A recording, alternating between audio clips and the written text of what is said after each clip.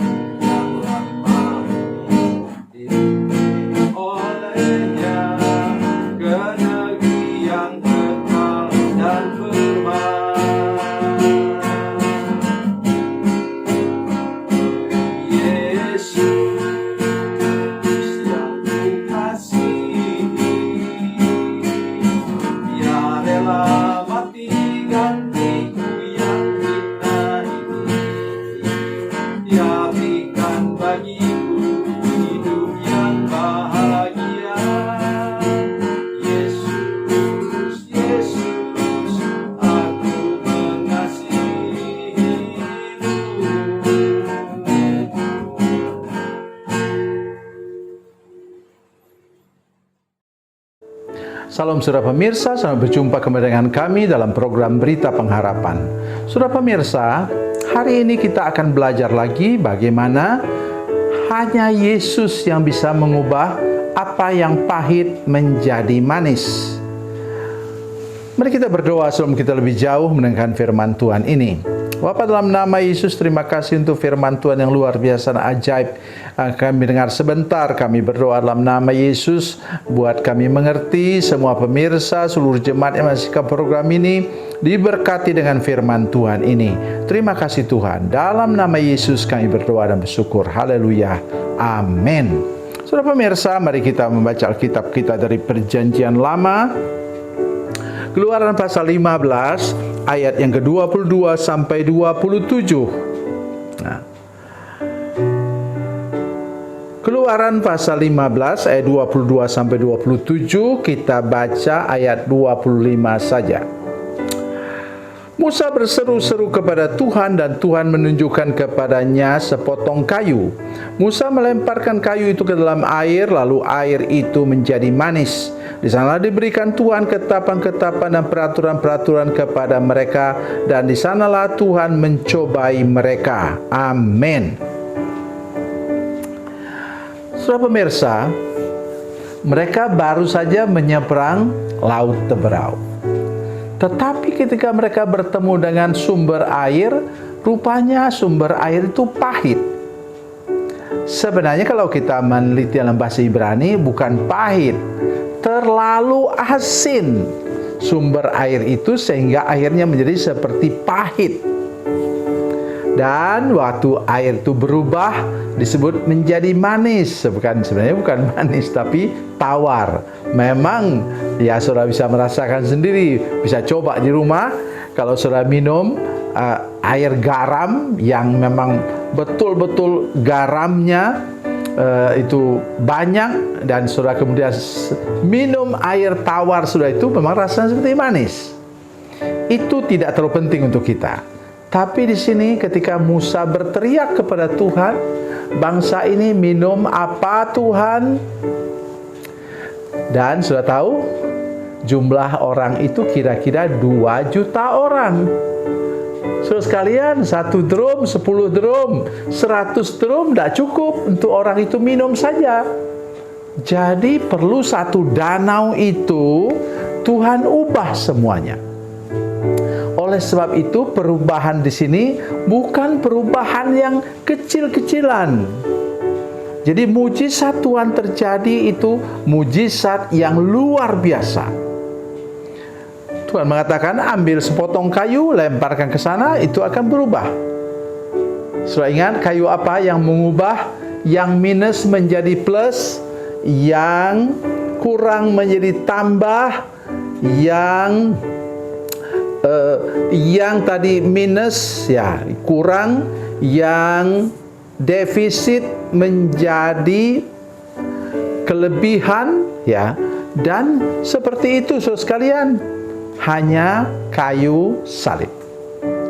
Oleh sebab itu hari ini mari kita, bila sudah kekurangan sekarang, bila sudah mengalami masalah kehidupan, bila usahamu terpuruk habis, jangan putus asa, jangan khawatir, tetapi berlutut di bawah kaki salib Yesus. Kayu itu yang mengubah tadi pahit menjadi manis, minus menjadi plus. Mari lebih percaya lagi kepada kuasa Yesus yang dapat mengubah sesuatu yang negatif menjadi positif, yang kurang menjadi bertambah-tambah. Itu sikap hati kita dengan iman kepada Yesus yang terpaku di atas kayu salib itu. Hanya kayu salib yang dapat mengubah minus menjadi plus, kurang menjadi bertambah-tambah. Saudara pemirsa, hal pertama yang kita perlu perhatikan juga, jangan lupa bahwa mereka baru mengalami mujizat Tuhan.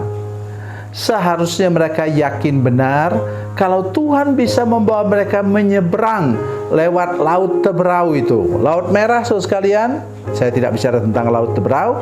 Laut Merah itu saudara yang paling luas itu 300 km, saudara sekalian.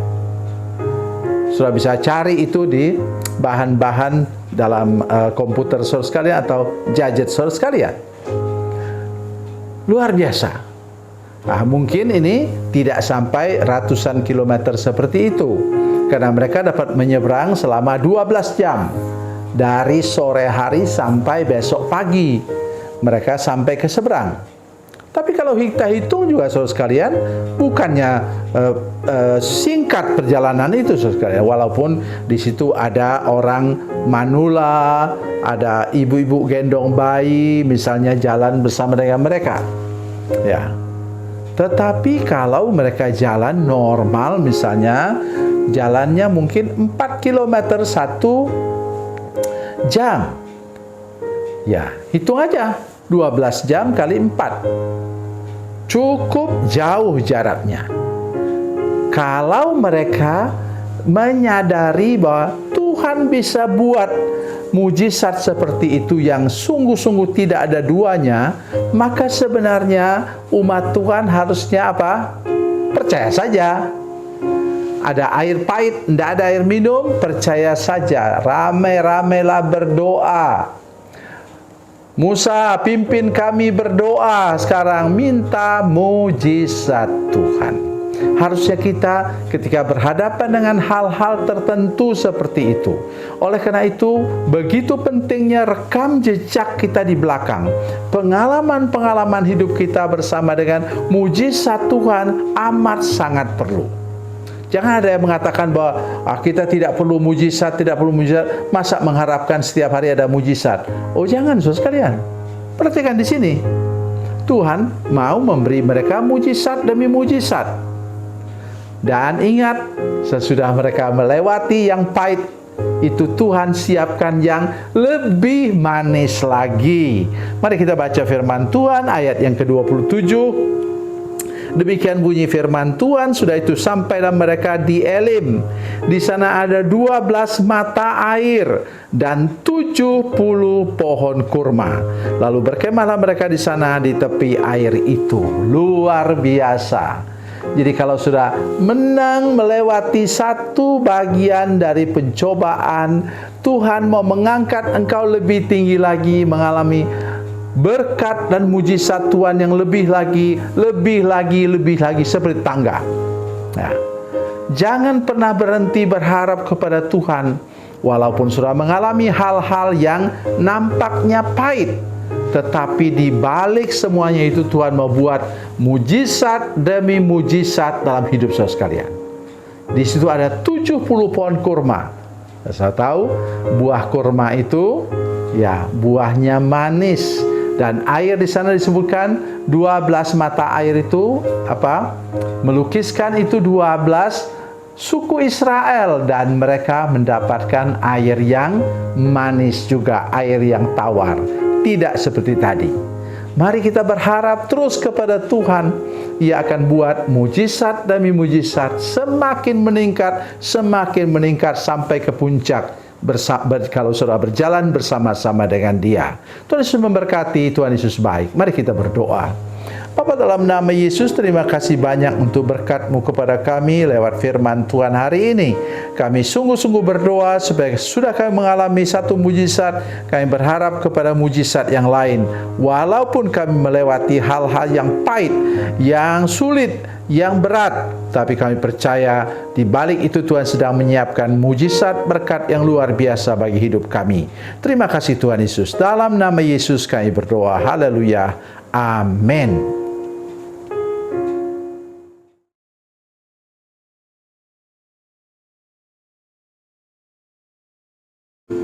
Salam saudara pemirsa, mengakhiri program ini saya mohon kepada saudara-saudara pemirsa sekalian untuk bila saudara menyaksikan program ini melalui channel YouTube, maka tekan subscribe dan bunyikan lonceng.